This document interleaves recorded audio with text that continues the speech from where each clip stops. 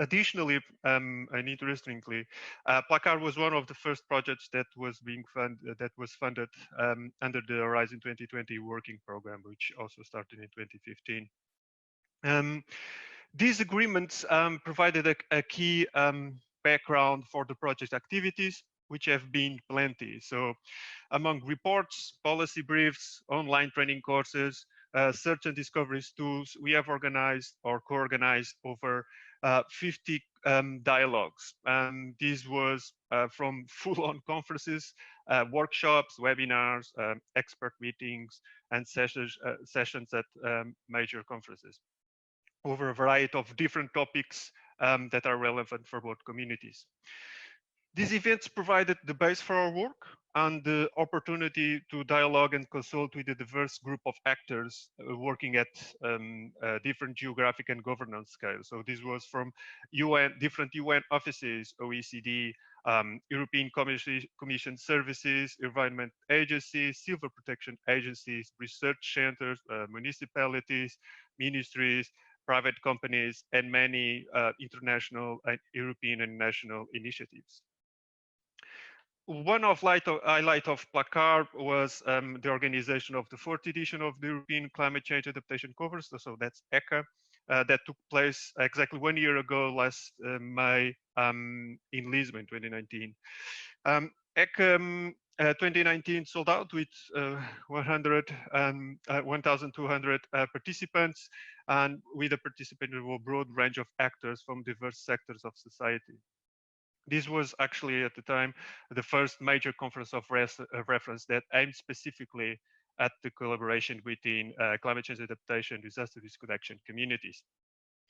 To say as well that all these findings of these dialogues and consultations we have made have been compiled and used to inform key processes relevant for adaptation, disaster risk reduction, such as research programs, as for instance, Horizon Europe, European policies, organizations, online platforms, and international European initiatives. Very important aspect of PLACARD activities that needs mention is that much of what the project has done and achieved was only due to the many fruitful collaborations with different actors during these 5 years. So many of the dialogues we have been involved in resulted from the collaboration with key institutions and initiatives in certain topics. Only with their expertise and networks was it possible to host meaningful and relevant dialogues. So PLACARD success was only possible because of the extensive support and collaboration we had from such organizations and individuals. In particular, a note here from our members of the advisory board and associated partners who have supported the project since the start. So a big thanks to all the support all these organizations and institutions gave us throughout these 5 years. Certainly, this has been 5 very interesting years, but the end of PLACARD occurs at a very particular situation. So on one hand, we are at the start of an exciting and definitive decade for reaching the targets of these international agreements and to put us in the path to a sustainable world. On this, the European Green Deal, for instance, promises to move us further and faster into the sustainable path, but not only. So a new working program, Horizon Europe, is about to be set in place with the creation of a mission board specifically dedicated to adaptation.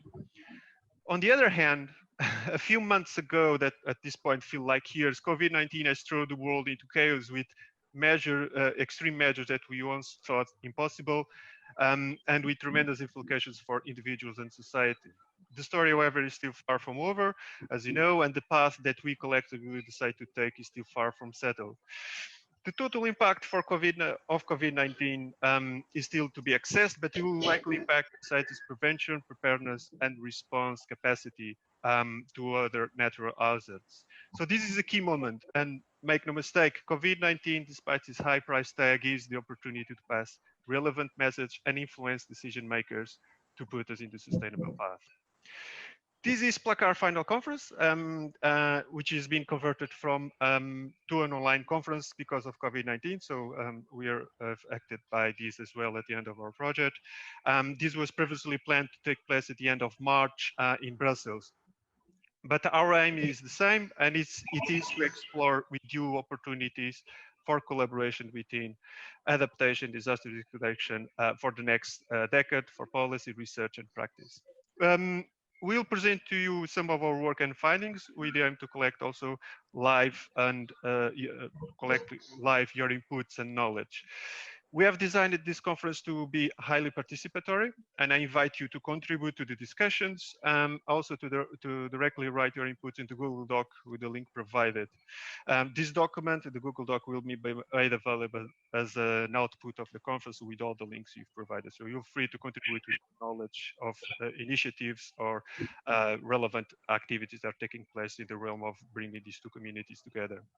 So in the first part of the conference, we'll be looking at what was done in the past 5 years in terms of increasing the collaboration and coherence between climate change adaptation and disaster risk reduction. And we'll provide some of our placards highlight. There'll be much more. We also share with you a document beforehand for this conference, so you'll find much more information there. On the second part, we'll be looking forward, considering the new initiatives and the new policy landscape, and we will divide ourselves into 6 breakout rooms dedicated to very specific topics. Some of them were already discussed previously in other placard activities, some not really. So if you have not chosen a session to attend to, please do so by answering the doula or informing Julia, Barrett, or Margot for being allocated to the appropriate breakout room. Just to say that there is a full team supporting this conference, and for that I would like to thank obviously PLACARD partners for their support, and also the session organizers for their interest and value in making this virtual conference more interesting. So 2 quick notes before passing to my colleague Margot to give you the opportunity to meet each other. One is I invite you to switch on your camera if you have one, and if you want to, of course, as it helps to see some faces. And finally, and for your information, this meeting is being recorded. So thank you all for joining us, and I hope you enjoyed the conference and have fun at least throughout these 2 hours. So Margot, over to you. Thank you. Yeah, thank you very much, Mario, and thanks for that great introduction. I am so excited to see so many of you here. We've got almost 200 participants dialing in from all corners of the world. The original meeting that Mario talked about, we had a cap of 100 people. So already it's good to see that this meeting has gone online and we get to talk to all of you. Now I see some cool introductions in the chat, and I have a challenge for all of you. And that is to go to the Google document, and then you see a table of content. We will be taking notes for all the plenary sessions. You don't need to be concerned with any of that. But you will be able to see the updates of the meeting as it's coming along, which should be exciting. Let me see, and there will be specific parts where we ask for your input. So now the first challenge is to go to the participant introduction, and there type your name, number 1, 2, job role, 3, country, and 4, one thing you hope to get from this meeting. I saw, I believe, Vivian Forsman, who wins the prize for finding this entry before any of you. So well done, Vivian. And I see lots of people typing now, which is fantastic. We really get a bit of an understanding of the variety of people on this call. I see people from Brussels so far. I see people from, let's see, Stockholm. What else have we got? Great if you can mention your country in here as well. I see lots of job roles so far. See someone from Canada. I know someone's online from Manila, Germany. Fantastic. So if you haven't found this yet, please do click on the Google link. And on the table of contents, very simply, go to participant introduction, just click, it will take you right through. We will be using this document for the entire meeting, and we'll be asking you to go back and forth to it. So then you'll be able to, together we'll be able to create this document. Very cool to see so many of you. And if you haven't typed your name yet, feel free to take a moment to do so. For now, if you haven't turned on your camera yet, can I ask everyone to please turn on your cameras? You should be able to see, if you hover over the top of the screen and you click on participant view, you should be able to see, let me calculate, 20 people at the same time at least. And it'd be great if you can wave hello to all the 20 people that you can see in your screen. Hello from all corners of the world. Very cool. I see some people in outer space. Very nice. Well, lovely to see all of you here. I see a lot of people have typed their information in the Google documents. Fantastic. If you have a problem accessing or you're not quite sure, feel free to message me, Margot Curl, or feel free to type in the chat to everyone. And with that, I hand the baton back over. And it's time for the next person. Kevin. Hi, Margot. Thanks for the introduction. As you said, it's great to see everybody and so many faces from all over the world. We peaked over 200 for about a second there, which I was quite impressed by. So glad to see you all and happy to be here with you, even if it's virtually for now. So my name is Kevin Adams. I'm a research fellow at the Stockholm Environment Institute, and I've been involved in the PLACARD project for the last several years. And my role today is to kind of help us with some of the scene setting around the conference. And Mario already did a really useful job kind of telling us a bit about where placards come from, why we thought it was originally useful. But I think one of the things we really wanted to do with this meeting is to hear from all of you. So what we're going to be doing in this first session is focusing on the needs and opportunities around bridging climate change adaptation and disaster risk reduction, and then beginning to do a little bit of stock taking about the work that already exists. So we know PLACARD is one program among many, but we also recognize that a lot of you have probably been doing interesting work in this space, and we're really interested to hear a little bit about what you're doing as well.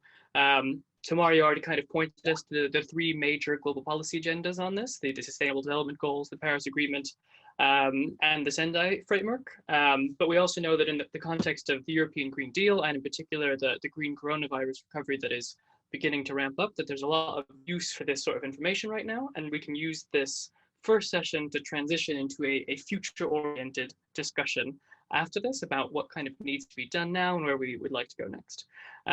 So like I said, this session will focus a little bit on stock taking, and we're going to put to the test some of these tools around how we can collaborate together online in some of these spaces. But to maybe give us a little bit more of a thorough overview, I'd like to hand over to my colleague at the Stockholm Environment Institute, Richard Klein, to introduce a little bit more the policy context in this space and get us started here. So over to you, Richard.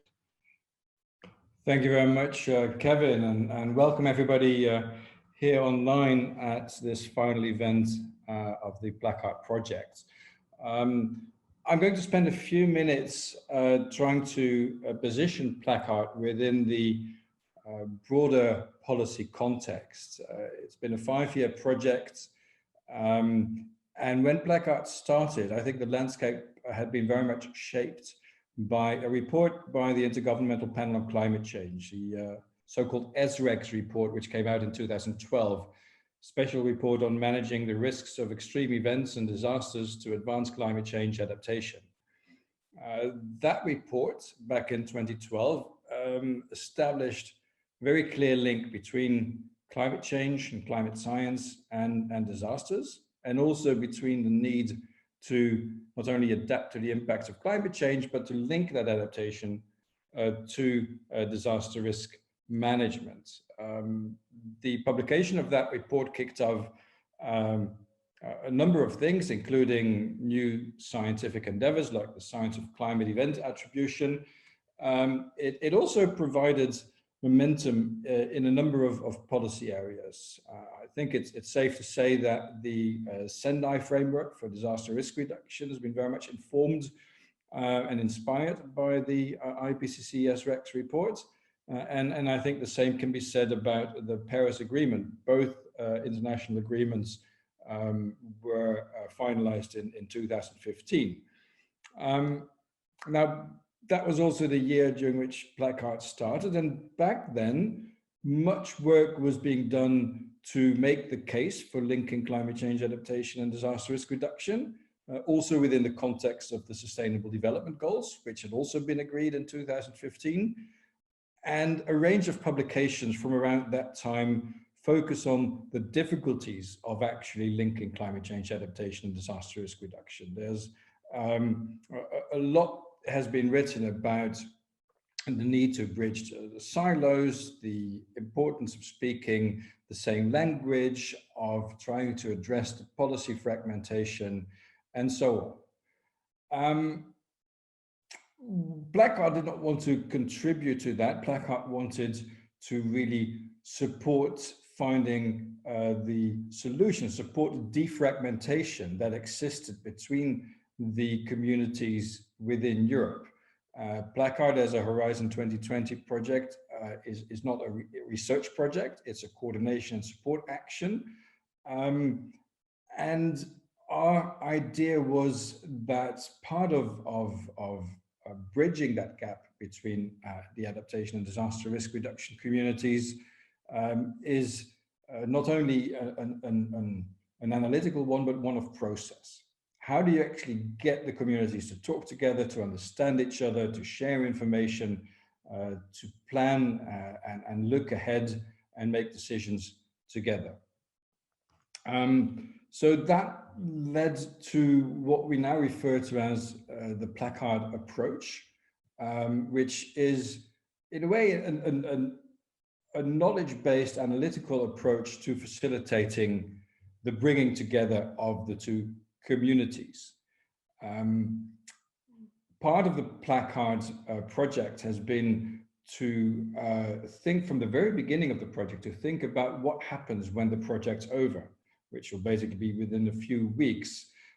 So we had a separate part of the project, a separate work package, thinking about the possible legacy of PLACARD, because we realized that even if we were going to be really successful, there were always going to be challenges left. And what we learned during these 5 years would need to continue to inform the bridging of communities after the 31st of May, when this project wraps up. An important deliverable of the legacy work within PLACARD has been what we call the PLACARD Manifesto. Maybe some of you have already seen it. It was published online about a week ago. And within that, we focus on 3 activities which we think define the PLACARD approach. They are improving communication and harmonizing language.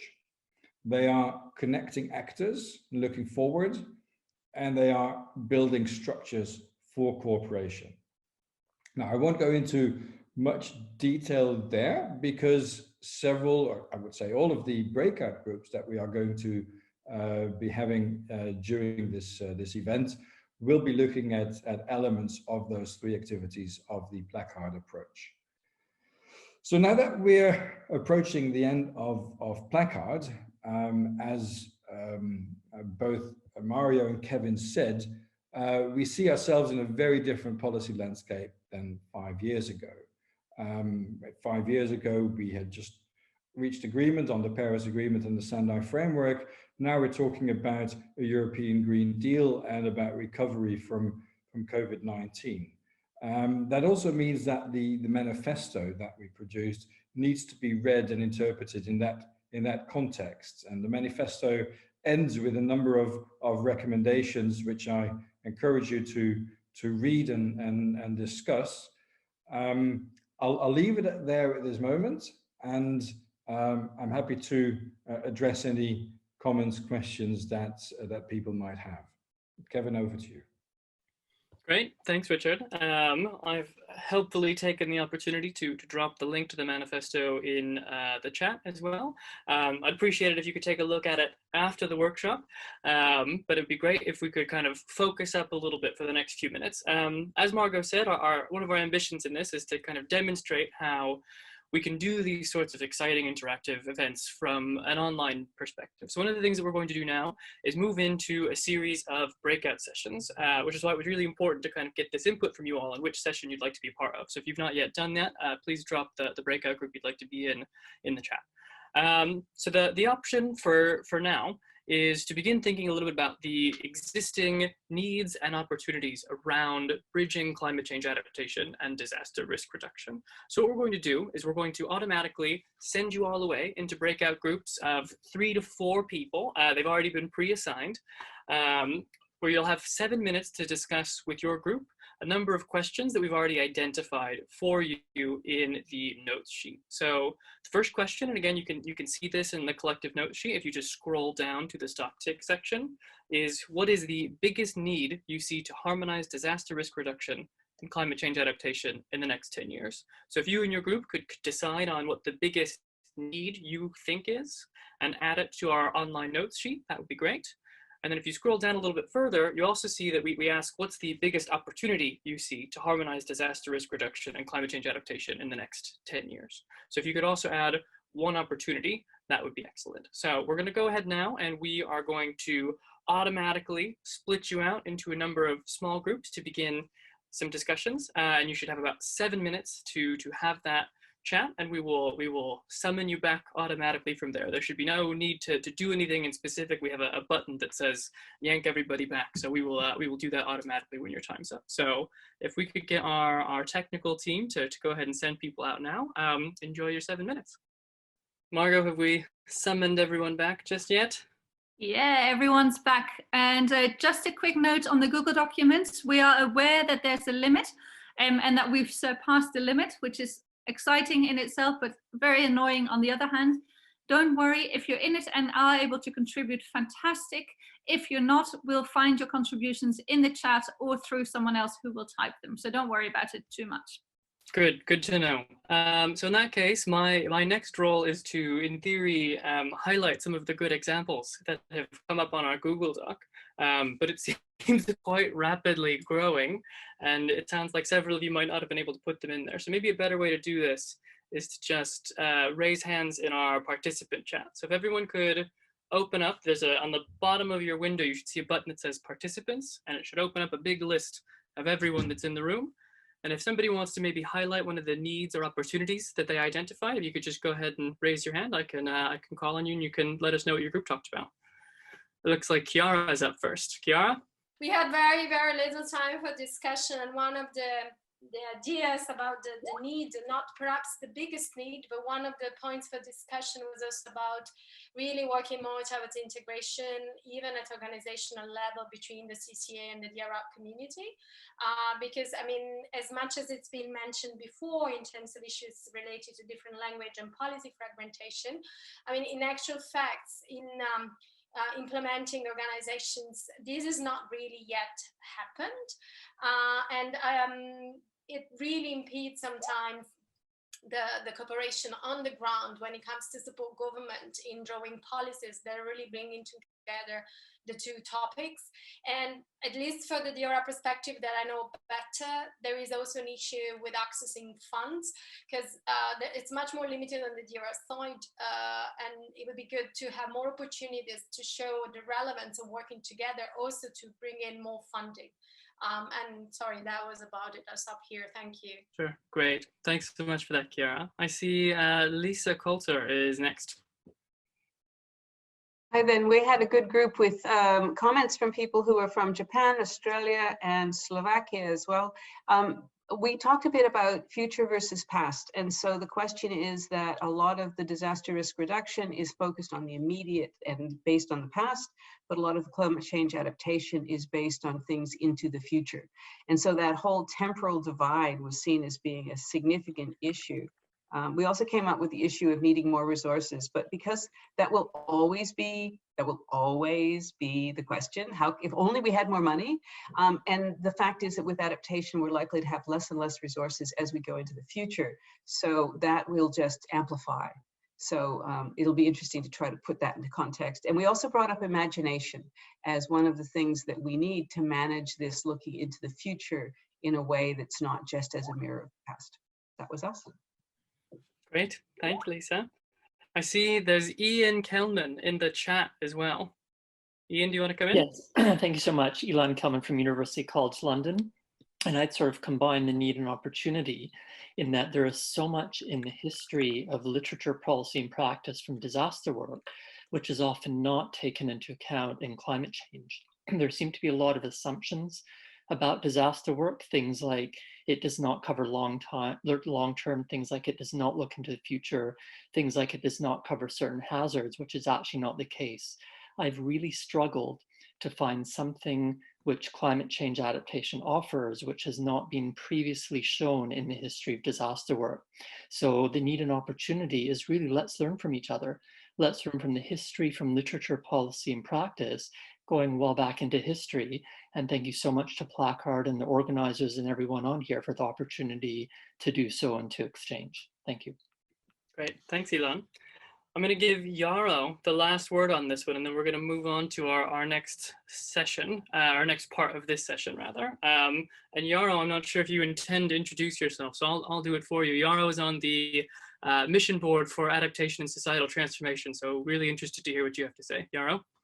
Thank you very much. But my task right now is just to summarize our discussion in the breakout group, and we have had an interesting talk about, you know, the gap is.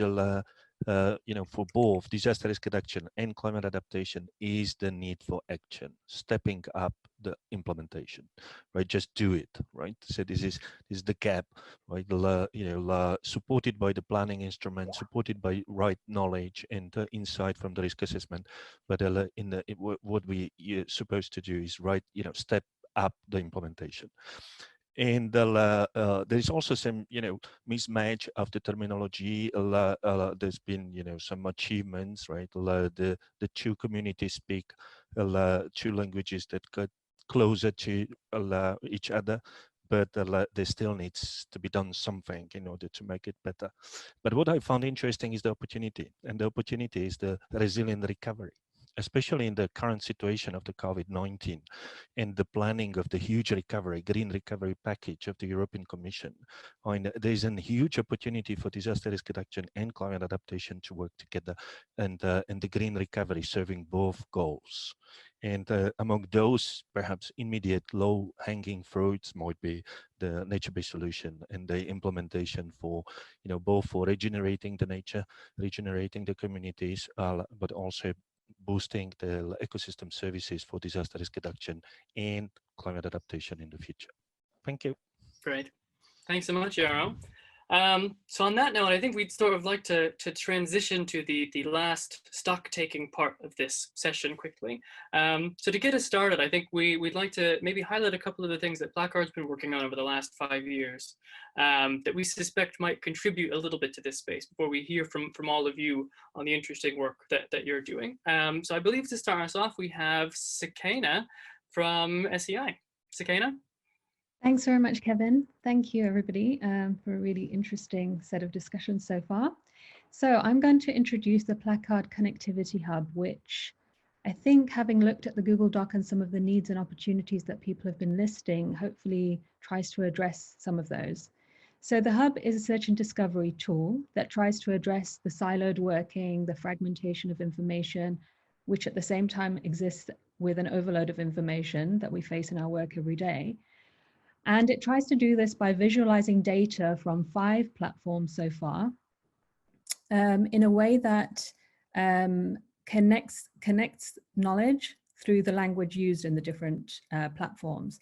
So again, coming back to this idea of harmonizing or sharing language across the 2 domains, this is really key to connecting the knowledge, but also making the knowledge of the 2 domains, which is so valuable, distinct and transparent. So the objectives are to enhance search and discovery of existing information and to connect this fragmented knowledge and the actor networks working on adaptation and DRR.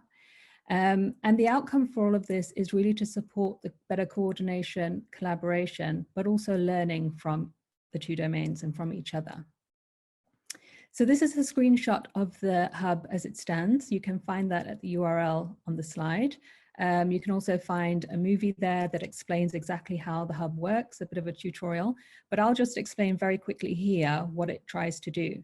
So if you were to click on one of those popular searches on the homepage, you would be taken to a visualization of that term. So here we have the term disaster risk reduction, which is in orange, and the visualization shows the knowledge network around that term. So how many articles and reports do we have, the blue nodes, on DRR?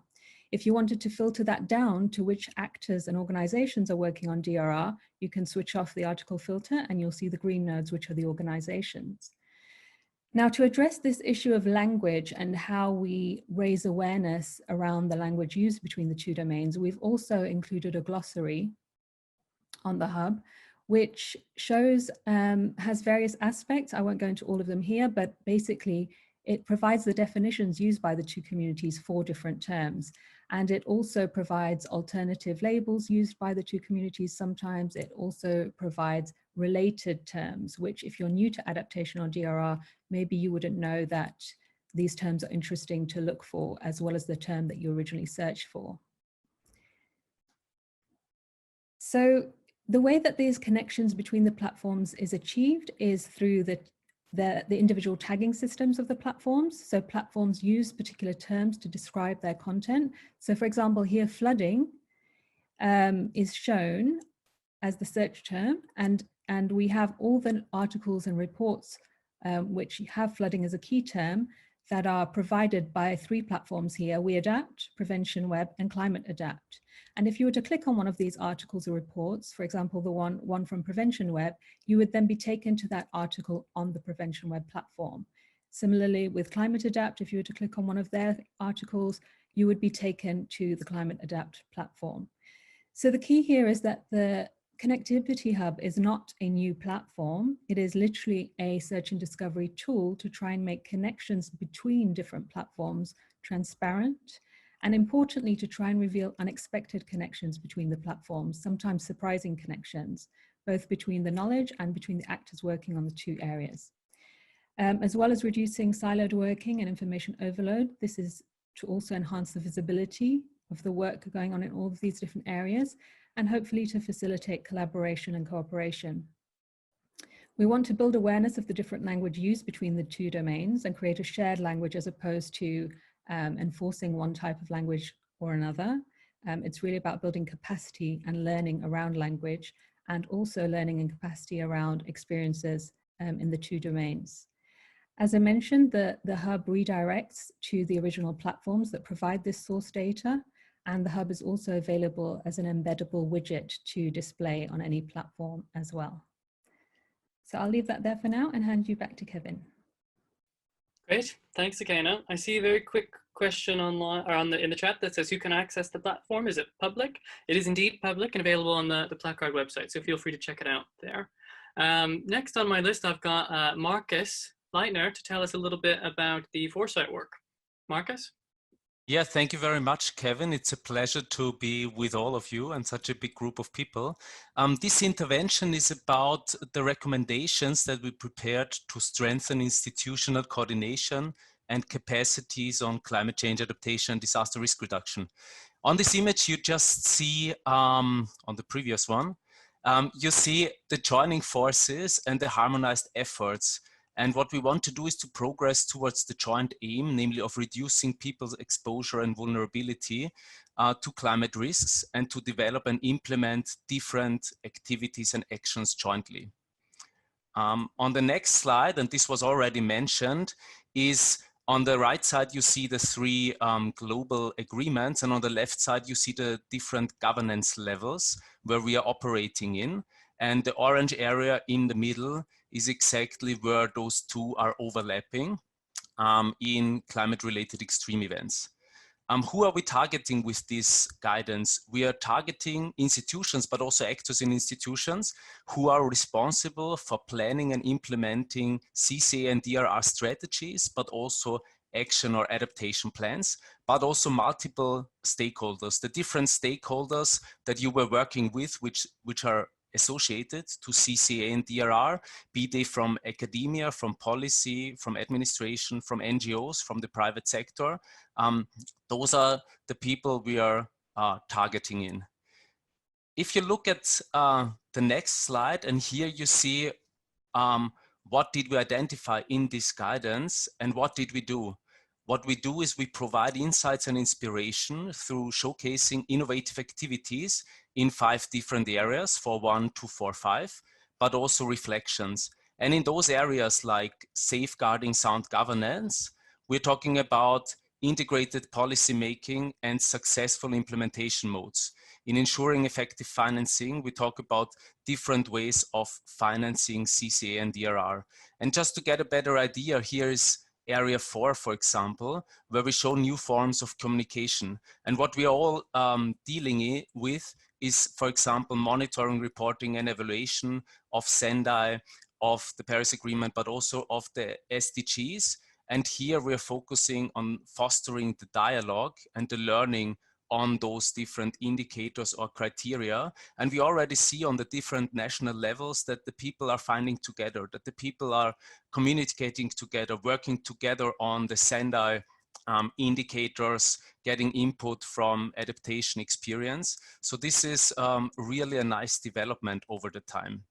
On the next slide, you just see here the link to that guidance, but also this is actually the summary of the guidance. And you see the keyword CCA DRR, but it's also about knowledge. Especially, we also identify knowledge gaps and need for actions that can be taken further by research, by policy making, or by upcoming policy processes like the new European adaptation strategy. And in order to have these recommendations being implemented, it's about you, because you are working in different institutions, organizations that can do something about it. And if you look into those recommendations, they might also help you or inspire you to do something about a certain field you're already working on or you are intending to work on, and just inspires you a little bit what is feasible, but also what has already been done. And I think it relates to what Ilan Kehlmann mentioned before. It's kind of showing and giving inspiration what can be done, and not talking about the gaps and challenges and the divides between CCA and DRR. And we hope that you enjoy reading our guidance. Thank you. Great. Thanks so much for that, Marcus. I've seen in the chat a number of different questions have popped up, both about the guidance and on the Connectivity Hub. And just a reminder that these are going to be discussed in the various breakout groups later on. So there'll be a little bit more time to discuss with the people that have worked on those topics then. The last person I'd like to turn it over to is Margot to talk a little bit about the Participate online course. And I suspect that she will also have the answer to the question, will this presentation be shared with all participants afterwards? So I will let Margot handle both of those things. Margot? Yeah, I see Kevin muted himself before finishing his sentence, but absolutely we can share the presentation as well as the recording, the Google document, any of the materials. So no worry about that. And we can send you an excerpt of the chat as well, since we know that some details might be lost in the Google document for obvious reasons. So with that, I'm very happy to at this moment, launch a MOOC that we've created, a massive online open access course, and that's called Participate. And that really looks at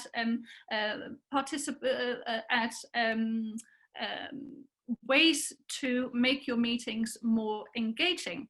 Now, I realize that all of us are sort of somewhat limited in face-to-face meetings at the moment. We're doing lots of Zoom calls, Skype calls, virtual engagement. But for the past years, we've, in the PLACARD project, really looks at, okay, so we are bringing these two communities together, disaster risk reduction on the one hand, climate change adaptation on the other hand. What is needed to do that? Meetings are part of it.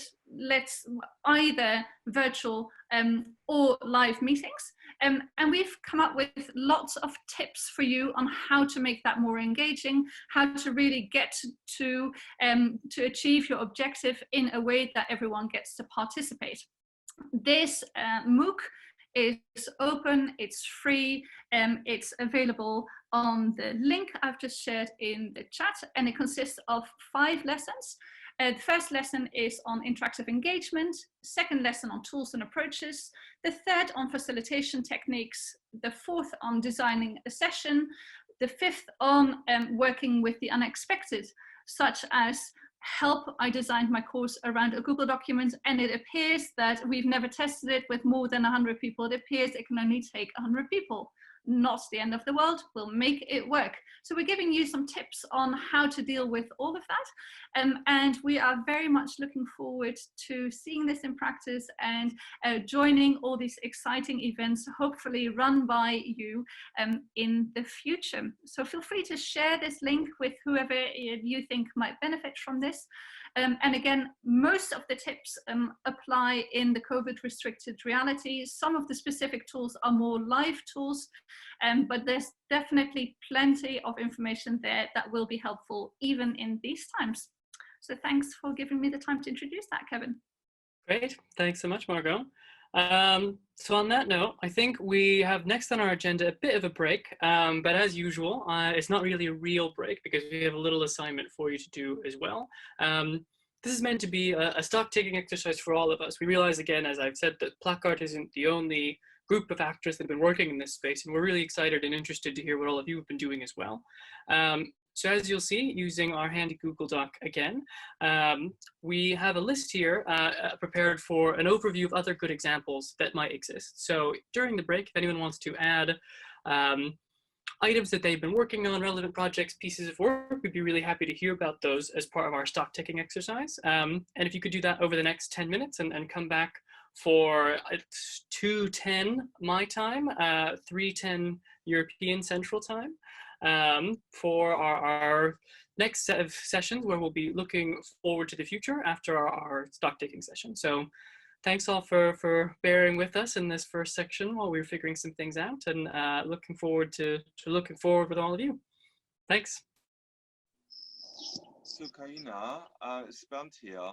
I'm not sure if you saw, there was a question about the tool and how that is going to be kind of maintained after PLACARD is finished. Are there any thoughts already on this?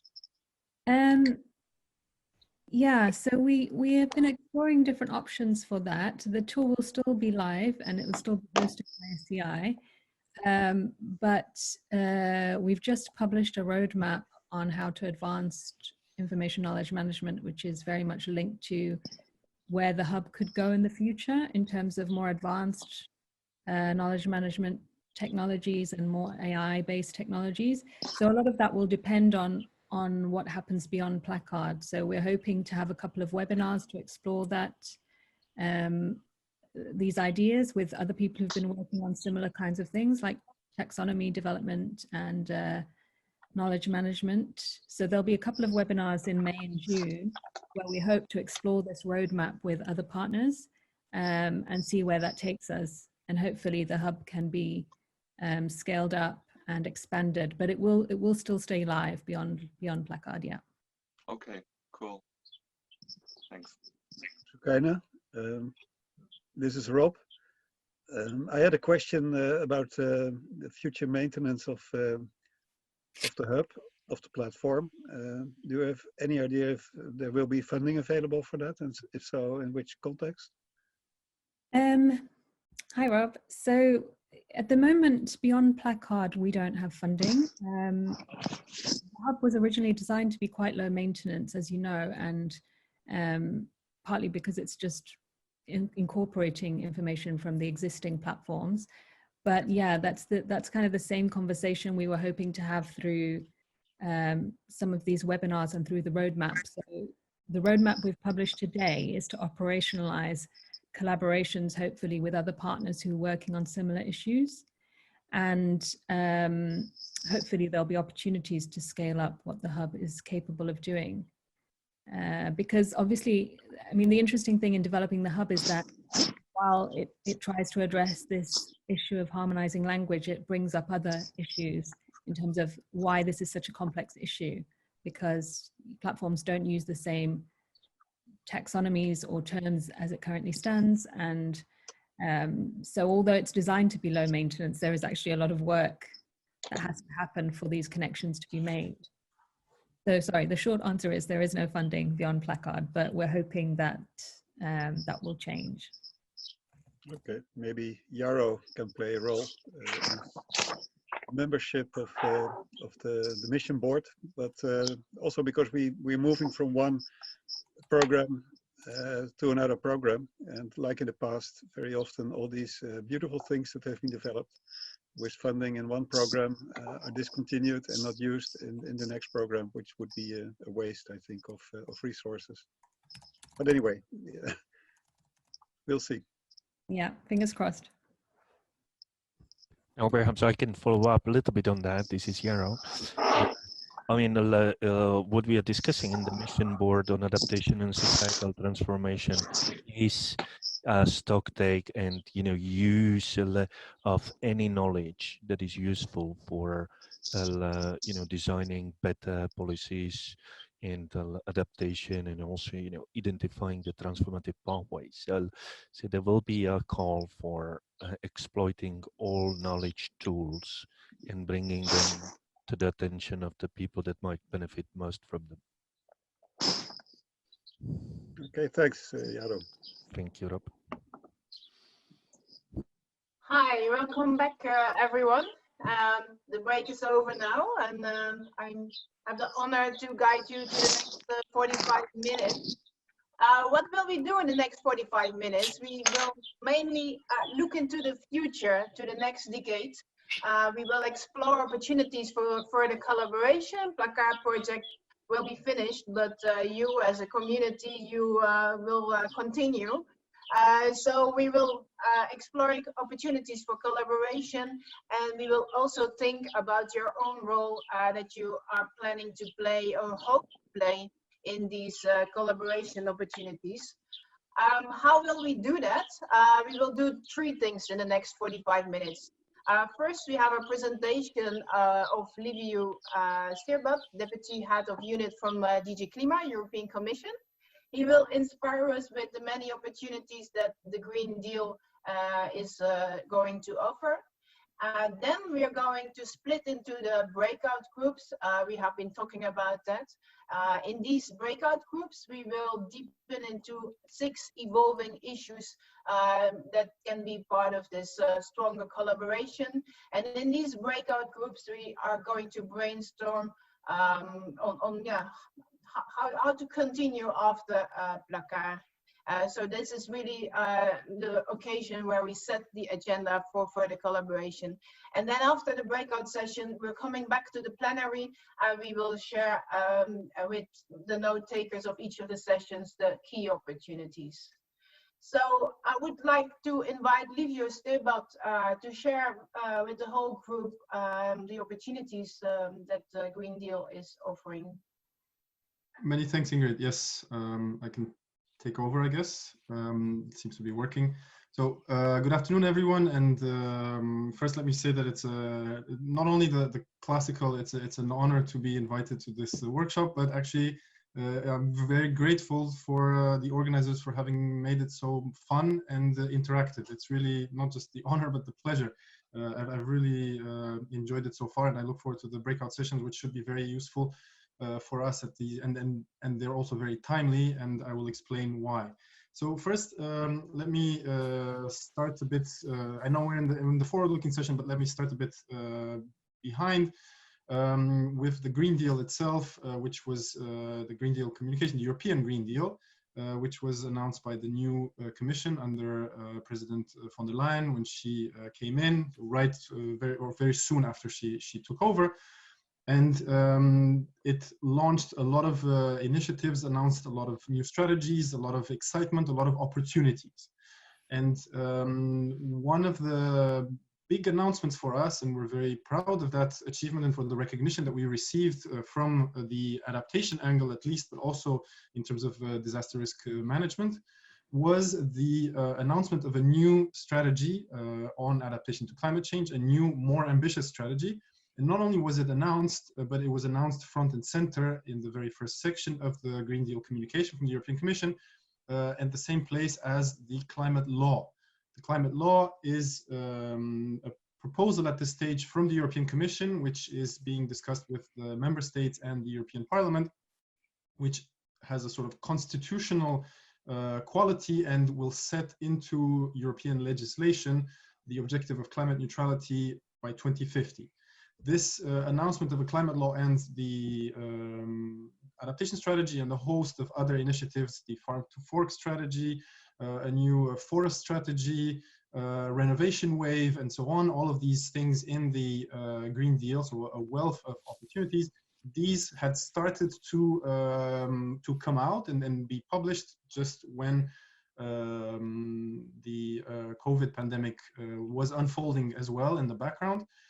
And the climate law was indeed put forward by the Commission just before the lockdown measures were instituted in Brussels, at least. On the 4th of March, we had the proposal. I invite you all to have a look. It's a really readable piece of legislative proposal, but the very pleasant surprise, and it goes in this direction of opportunities and positive messages that I want to convey, is that it also features adaptation very visibly. This kind of featuring in the climate law, in this constitutional, very fundamental type of legislation, fits in a longer evolution and raising of ambition for adaptation in EU policymaking, which starts all the way back to 2008 with the Treaty on the Functioning of the EU, so sort of another foundational treaty. Then we went in 2008 with a white paper, sort of policy announcement on adaptation to climate change. We also launched back then the Climate Adapt platform, which we've heard about in the previous section, linked to the PLACARD hub. Then in 2013, we had the adoption of the current adaptation strategy, which among other things sets the goal of national adaptation strategies and plans for all the member states. So that, again, another step up in ambition. And we have a very good piece of news that we received during the lockdown measures, which was that we can now announce that all member states, all EU member states, have either a national adaptation strategy or a national adaptation plan. The last was Croatia, which adopted its strategy just during confinement period. We also then had, on the side of reporting and regulation, we had the monitoring mechanism regulation in 2014, which had reporting regulation type constraints and requirements on the member states to inform each other and via the Commission and publication on climate adapt of national level efforts on adaptation. And then now in 2020, we have the draft climate law. So as I said, a positive evolution in terms of visibility and recognition of the importance of adaptation to climate change and its innate link to disaster risk reduction. The climate law sets out a sort of obligation on the relevant union institutions and member states to ensure continuous progress in view of the Article 7 of the Paris Agreement, the global goal on adaptation, which is to enhance adaptive capacity, strengthen resilience, and reduce vulnerability to climate change. It also requests that the member states develop and implement, this is a change and again, as I said, a step up in ambition and this continuity, adaptation strategies and plans that include comprehensive risk management frameworks based on robust climate and vulnerability baselines and progress assessment. So this brings us to the new adaptation strategy, and I will just announce that we are about to launch a public consultation, hopefully still this week by Friday, a public consultation on designing this new ambitious strategy. Disaster risk will feature very visibly, but that's why I said that these sessions are very timely, because we are just at the moment looking into ways and means and innovative solutions to feature, innovative initiatives to launch under this guise of the new adaptation strategy. And this will be accompanied by a blueprint, a sort of commission outline of what the strategy could look like, and also how this is articulated in a few areas. Of course, it's not comprehensive, it's just a blueprint of the strategy, but it gives a sense of how the strategy could play out. And in terms of risk reduction and vulnerability assessments, there is a section you will see when the documents are public that looks at the possibility of doing sort of EU-wide risk and vulnerability assessment, which is identified already, including in projects such as PLACARD, as a gap in preparedness for risk at the EU level. I will close here, and as I said, look forward to the more targeted discussion in the one of the breakout sessions. But I would count on the PLACARD community, and it's really, as I said, an honor, a pleasure, and an opportunity for me and for the Commission to use this amazing community that PLACARD has built to disseminate the public consultation, so that we can count on both expert input. There are some expert sections in this public consultation, and there's a lot of experts around, but also to the wider citizen community, because there are some questions where we would like to bring citizen views along as well. So with this, I close. Many thanks again for the opportunity, and I hope you all share with me this sense of excitement. There's really a big opportunity now. There's a sort of inflection moment in terms of policy making, also due to the, unfortunate COVID pandemic, which has raised awareness and visibility for preparedness. This is also reflected in speeches at the highest level. The Commission President von der Leyen now speaks of her vision of a resilient Europe. So she says a resilient, green and digital Europe, but resilient is first. This is one of the first occasions when she has picked up this terminology in a broader sense, but really resilience is coming to the forefront. So that's why I said that the community built by PLACARD is very useful, and the session itself is very timely. With this, I hand back. Thank you, Ingrid. Yeah, thank you very much. We have indeed a breakout session, especially for this topic. So a lot of people will continue the discussion, but thank you very much for the information. The link for the European Climate Law has been shared already in the chat. And of course, also the information on the public consultation we will share in the conference report. And we hope that the community that is taking part today will also join the consultation. So now we're going over to the breakout sessions. This is again going automatically. So we will see each other back in about 30 minutes. And I wish you a very nice breakout session. Okay. Thanks. And thank you everyone for bearing with us. As I say, trying to manually assign around 200 people was interesting in 10 minutes. So thank you very much for your patience on that. And I hope everyone managed to get some exciting discussion during the last period. Okay, we will spend some minutes for a feedback on the key highlights. I would like to ask the 6 note takers to shortly write down on a whiteboard, and I think Julia can assist me with that. The key highlights out of their session, so that all the people in the plenary can see what can be one of the opportunities, or 6 of the opportunities actually, for further collaboration. So Julia, can you help me with that? I'll share your doc here. Thank you, Ingrid. Okay, can I ask the person from the first breakout group, Armin Schwarz, to mention the key highlight from that group, because it follows up on the presentation of Liviu. Armin, can you let me know the key highlight? Yeah.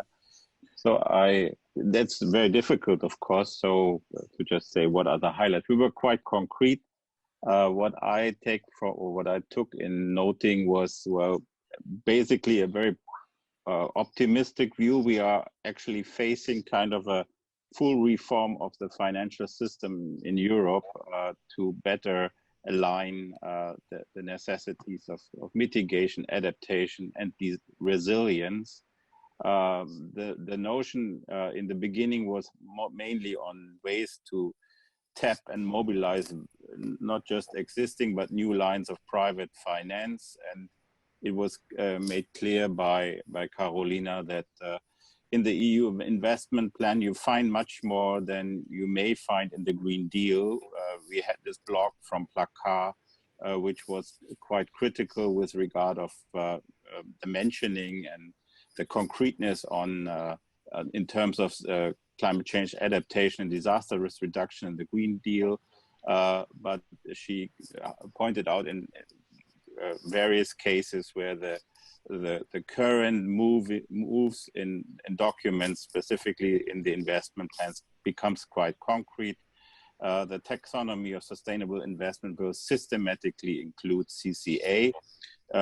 We were also talking about more short-term needs in view of the COVID recovery. Also quite optimistically from our Brussels participants that this can be fully aligned in terms of the recovery, green recovery that is obviously foreseen. But I guess we will see what this is very much in the long run. Sustainable recovery with regard to CCA and DR should take a long run view, and we need to align that maybe at short-term needs immediately coming out of the crisis of COVID. Concrete actions were identified. We were talking then very concrete on ideas of better aligning the cycles of reporting, for example, on risk assessment from the DRR side towards the risk assessment within the sustainable investment strategies of the EU, sorry. We were talking about how to also look beyond Europe. There is some clear need to address the issues of risk management and adaptation, not just within Europe, but we were assured that in all and each document we will find some section dealing with the international responsibility. Yeah. So that was basically what I took from this debate. There were much more. I apologize if I missed anything, but I think it gives you an idea what we did. Yeah, it looks very good. Given the limited amount of time, I would only let the climate services group to share the key highlights. And I do see that in the chat, people from the breakout sessions are sharing websites and ideas for the collaboration. They will be integrated in the conference report anyway. So any suggestions for further collaboration, just put it in the chat and we make sure everything will be in the conference report at the end. So we talked about the different requirements that are needed. We talked about the vulnerabilities, the likelihoods, and information and how to disseminate that. And so one particular thing that came out of it was that the user base for Copernicus and for the kind of climate services for the DR community is still fairly limited to like policymakers and small companies, consultancies, industry. And what we really need is a sort of more citizen-friendly climate services that is accessible to basically every citizen who feels that they want to find out more about how they're vulnerable to disasters and how they can reduce their exposure. So I think that is sort of roughly what Claire and I had sort of planned to sort of say. Yeah, great. So very nice ideas for the collaboration. So I would really like the participation of all of you in the breakout sessions, and the note takers will make sure that everything that has been said is in the Google Doc. So I would like to hand over the word to Margot for the next session. Yeah, so I know we've reached the top of the hour. We've done this now for 2 hours. It's been very energetic, very nice to see all of your ideas pop up. I'm just going to ask you to bear with us for the last few minutes to conclude this session. And what you don't know is that one of our partners, Wageningen University, has a fantastically skilled member in their team. I'm happy to introduce you to Bertram de Rooij from Wageningen University, and he, while we've been talking, has been drawing a cartoon. Bertram, would you be able to share your screen, please, and show us the cartoon? So, this is Bertram's work in progress cartoon. It might be that you have faces in front of Bertram's cartoon. You can click them away, and you can click on the chat so we can still see the chat. And I would like to invite everyone to take a moment to just look at this cartoon, which is a summary really of the last 2 hours, and a bit of a way to make us think about the way going forward. In our online meetings with various partners around the world, we've been using the power of cartoons to really look at things, challenging things, and making them able to be discussed.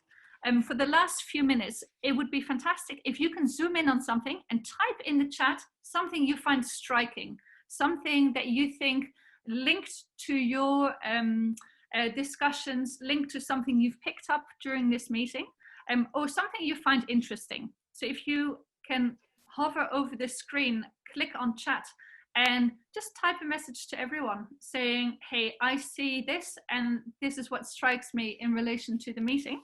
That'd be fantastic. And Bertram, thank you so much for your very quick work. I see lots of different details here.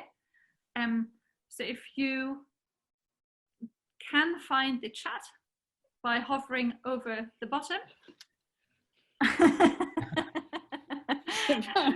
So the comments are starting to come in here. That bridge leads to nowhere, so that needs to link somewhere. So what we're trying to do is linking disaster risk reduction, climate change adaptation, but where is the link going? You are the way forward. All right. So Ilan mentions DRR, including climate change adaptation, is about people acting to reduce vulnerabilities. Fantastic. Some of you have found the annotate possibility. For the last few minutes, feel free to keep thinking keep having a look at this cartoon. And with that, I just want to thank all of you for your participation. Thank Bertram for this fantastic cartoon, very exciting, lots of details, something we will be able to get back to. If there's something missing from your discussion, feel free to also type it in the chat. Then Bertram has kindly offered to still include it after our session. So it can really be a living document. And for now, really want to thank you all for your very active participation, the PLACARD team for pulling this together, and people in all different time zones for making it. And would like to invite Mario to share a few last words in your role as coordinator of the PLACARD project. Thanks, Margot. I'm still digesting the cartoon. Thanks, Bertrand, for that. Is that a present on top of the tree? Well, yeah, somebody mentioned it. Surprise. Well done. There's a bit to digest here. So thanks for the nice cartoon. I see there's still parts of it I still need to look in detail. All right. So I don't want to hold you too much. I had a slide to share. Should I share this, or Julie, do you share your screen? I'll put it like this. So this is PLACARD final conference. but not really. So there's quite a lot that can be done, and there's continuing interest in a lot of things. So I want to share with you 3 webinars or online conferences that will take place until the end of PLACARD. So one actually is a little bit after this. So one is on the end of May, the 27th of May. There is going to take place the European Urban Resilience Forum. This is the second year where they use this name. The name before was Open European Day. We have been working with ICLEI since the beginning of PLACARD in a partnership, and we have been supporting this very interesting and dynamic conference so far. This, as they had to adapt as we did, and this will be online on the 27th of May. 2 other webinars that PLACARD is organizing in collaboration also with other organizations on knowledge management. So one on the 28th of May, and also on the use of artificial intelligence on the 24th of June.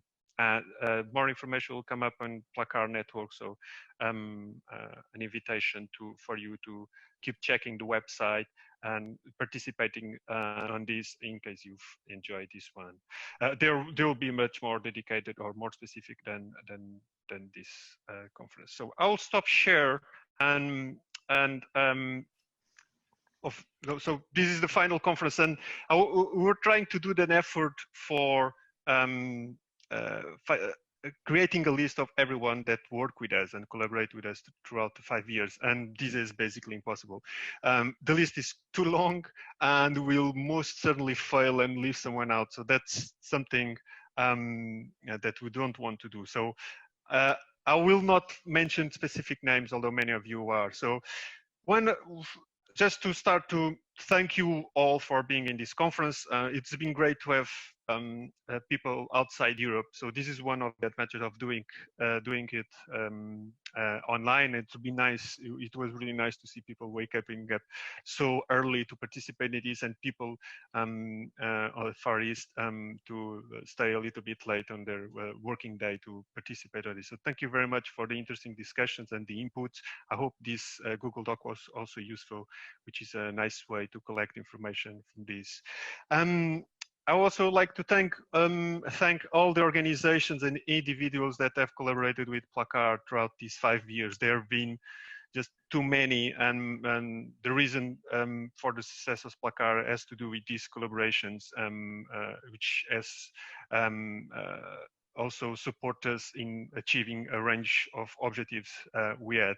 We actually know the project proposes collaboration. We actually work quite a lot on in a collaborative way, and I think it's also always nice to put some action in the words you say. So this we definitely was achieved. A special thanks, of course, for our associated partners and members of the advisory board. They have been with us even before PLACARD was approved by the European Commission. So in the proposal stage, they were key to guide us throughout this process, as you can imagine. Bringing the collaboration between these 2 monster areas. It's not easy. You can take many paths, and this was definitely important to have their views on this. Also, of course, and to finalize, I really have to thank all PLACARD partners for their collaboration throughout this project. It's been with many of you actually 6 years, as there are many of you that were initially in the proposal stage, and we start working on this quite early in the process of the call. Thank you for the positive attitude throughout the project, and also always the light approach on dealing with the different challenges that we faced throughout the project. I think we did quite well, and we managed to keep a light spirit and a good environment to work on. So I really appreciate this, and this was only possible because of the trust we have on each other. I think it was really important. And also I really like to thank the team here in Lisbon, so Ana, Susana, Tiago, and Mafalda, I think she's online as well, for the tremendous support during this project, because obviously this, as we were coordinating this was definitely a difficult task to do it, and only with your support was possible to do it. So I don't want to prolong too long. We can spend all day thanking people for